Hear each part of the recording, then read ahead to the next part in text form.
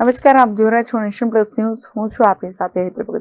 Gandhinagar state cyber crime સેલે ઠગાઈ કરનાર ઇસમની ધરપકડ કરી છે. ગાંધીનગર સ્ટેટ સાયબર ક્રાઇમ સેલે ઠગાઈ કરનાર ઇસમની ધરપકડ કરી છે, જેમાં વૈષ્ણવદેવી નજીક ખોરજ ખાતે ઘરમાં જ કોલ સેન્ટર ચલાવી આંતરરાષ્ટ્રીય કૌભાંડ આચરનારા ગઠિયાને પોલીસ રંગે હાથે ઝડપી પાડ્યો છે. લોન અપાવવાના નામે વિદેશી નાગરિકો સાથે ઠગાઈ કરવામાં આવતી હતી.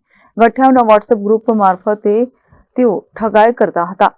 વોટ્સએપ સુધી પહોંચવામાં પોલીસ સફળ રહી છે, જેમાં અનેક રાજ્યના પ્રોસેસર અને લીડ આપનારા તત્વોની ટોળકી બનાવટી ચેક બતાવી લોન મંજૂર થઈ હોવાનો વિશ્વાસ આપી ઠગાઈને અંજામ આપતા હતા. ભોગ બનનાર પાસેથી કમિશન પેટે નાણાં પડાવી ક્રિપ્ટોકરન્સી અને હવાલા મારફતે સગેવગે કરતા હતા, જેને લઈને સાયબર ક્રાઇમ સેલે વધુ તપાસ હાથ ધરી છે.